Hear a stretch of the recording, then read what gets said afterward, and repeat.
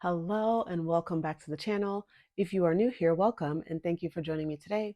In this video, I'm going to be showing you how to create this shape on a crew neck sweater. So I'm going to be showing you how to shape the neckline for a crocheted crew neck sweater. And for the sweater, it'll be worked from the bottom up.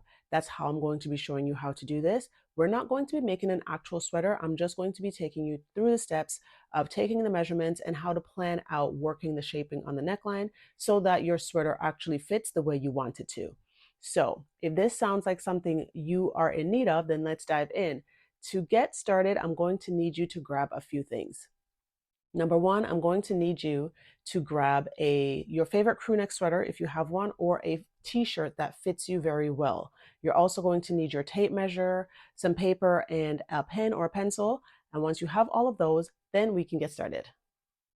All right, so once we have all our supplies, now we're going to create our project guide. And what that is, we're just going to make a quick sketch, put our measurements in so we know what it is that we need to do. So I'm going to draw two rectangles. Let me preface this to say I'm not very good at drawing and my lines are not usually straight. It doesn't matter. You just want to be able to know what you're doing. So for the front panel, it's going to look something like this. And then you're going to have that little U shape in the front, and then the back panel is just a rectangle. You can do some shaping on the back. Sometimes I do, sometimes I don't, but I will kind of walk you through what that looks like if I do. Okay, so for the front panel, all you're going to do is you're going to be putting in all your measurements. So you want to know how wide your piece is, how long it's going to be, and when you are working out the length, at this point, you need to decide if you're going to work from the ribbing up or if you're going to work the front panel and then add the ribbing after the fact. So that's what you need to know right now. So for the width, you just need to take your bust measurement and divide it in half. But before you divide it in half, you just need to know if you're going to be adding in positive ease or negative ease, depending on how you want the sweater to fit. So I'm just going to go and say for the width of my panel, that's going to be about 17 inches. I'm just going to say from left to right, my piece should be 17 inches wide. Okay, so for the length of the sweater, for mine, I'm going to be assuming that the ribbing will be added after the fact because that's how I like to work my sweaters. I like to work the two pieces, put everything together, and then add the ribbing last. So the total length of my sweater will be 23 inches, but all I'm going to write on here right now is 20 inches because my ribbing itself here will be 3 inches that I'm going to add after the fact. So I'm just working the rectangle without the ribbing when I'm going to be doing all the shaping, because then what this will tell me is how far from the base to the base of the sweater to the base of the neckline. That's what this measurement here is going to help me with. So once you have that done, it's going to be exactly the same on the back. So it's going to be 17 inches wide and 20 inches long. So once we know the width and the length, now we need to either grab our crew neck sweater or our t-shirt so we can figure out how wide we need the neck opening to be, how deep it's going to be, and all of that. So I'm going to show you how to use your sweater to give you these measurements. Okay, so I have both a t-shirt and a sweater laid flat here, and I have them laid on top of each other just to show you that whether you're using a t-shirt or a sweater, as long as it fits you well, the measurements are going to be the same. Because if you can look here, they're about the same size because the sweater and the t-shirt are the same size. They fit me just the way I want them to. So the opening is pretty much exactly the same. So I'm just going to get the t-shirt out of the way and I'm going to show you how to take the measurements. So you want to grab your tape measure and you're going to measure from this side to see how wide the opening is. And on mine, it is 6 inches. So I'm going to make a note of that on my little sketch.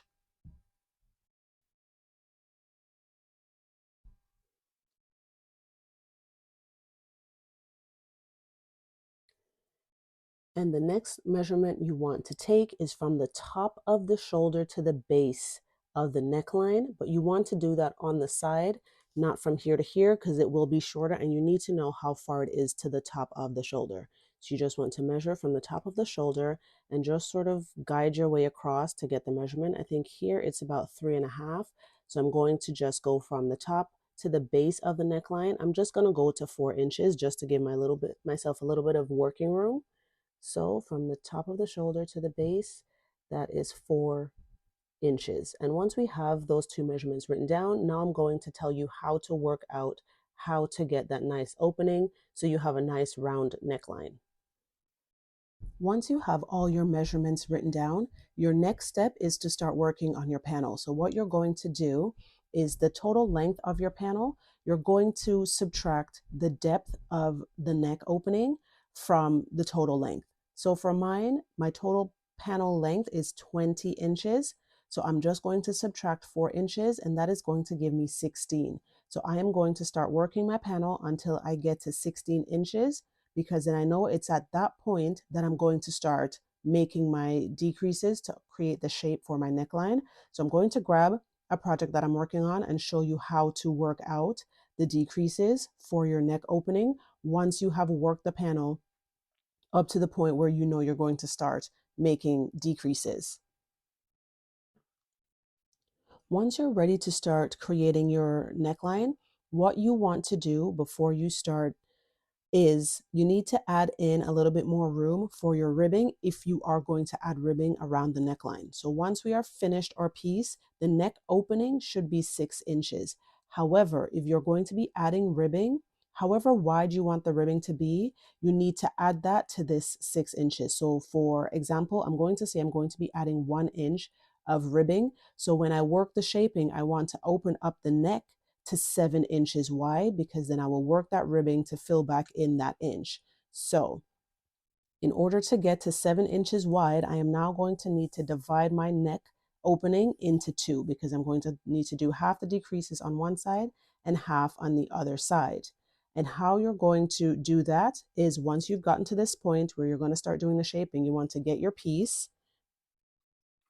And your first step is going to be to measure out 4 inches or however much the depth of the neck opening is. So for mine, when I measured it, it was 4 inches. I'm going to leave out 4 inches at the base of the neck. And why we want to leave out so much space at the neck is because we don't want it to feel like it's choking us. So we want to make sure we're giving ourselves enough room for it to fit comfortably around the neck.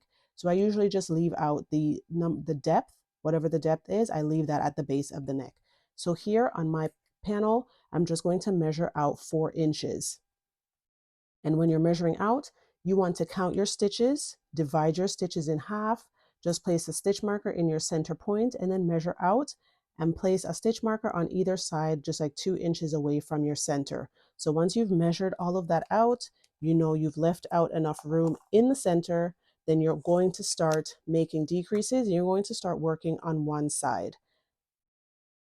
Now, because we know we have 4 inches here, we still need to now decrease by 3 inches in order to have a neck opening that's 7 inches wide. So what that means for us is that on this side, I'm going to need to decrease by 1.5 inches and then 1.5 inches on this side. So that's going to give me 3 inches plus the 4 I left out in the center to make for a 7-inch wide opening, because you have to split your decrease in half because you're going to be working it on either side. Now your next step is just to figure out how many stitches you have per inch. You just want to grab your tape measure, measure out your stitches and see how many stitches you have. On this piece here, I have 4 stitches per inch. So because I need to take out 1.5 inches, I know I need to take out 6 stitches. I need 4 stitches for the full inch and then 2 more for that 1/2 inch. So I need to decrease by 6 stitches.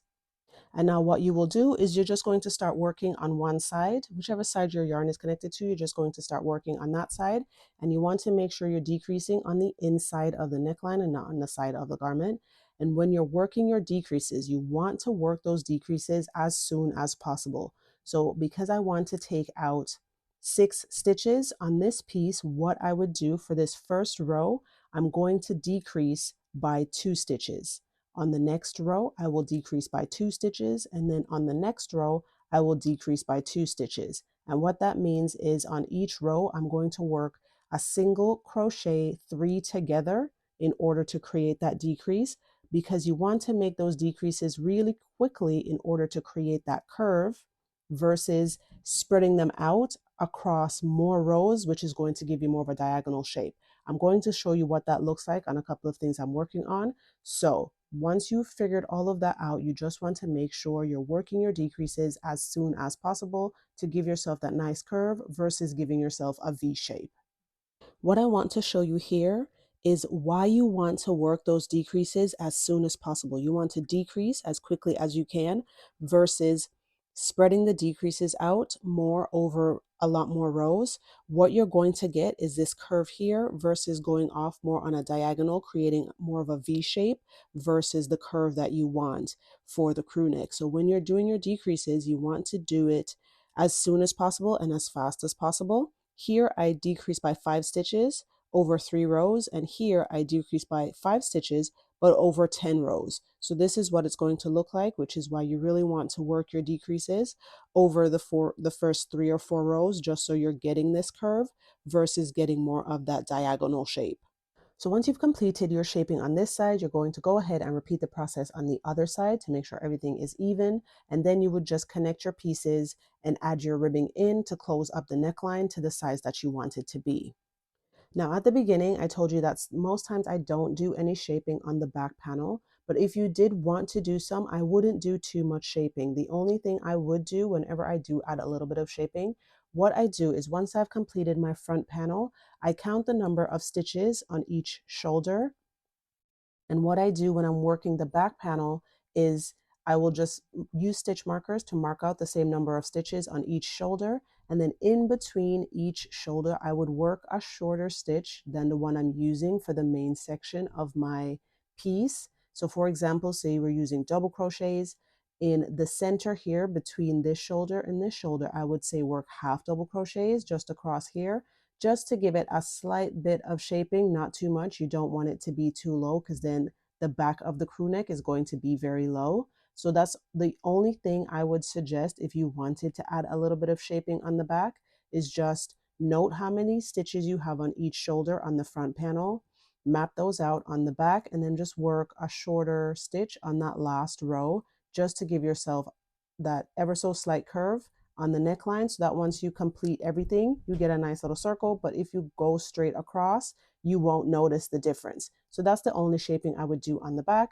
And then once you've done everything, you sew it all together, add your ribbing in. If you didn't do ribbing on the hemline, you're going to add your ribbing, add your sleeves, and then you're going to be all done. And that is it for this video. If you found it helpful, please go ahead and hit that like button and also subscribe to the channel. If you have questions, please leave those in the comments. I will get back to you as soon as I can. Thank you so much for watching, and until next time, take care and bye for now.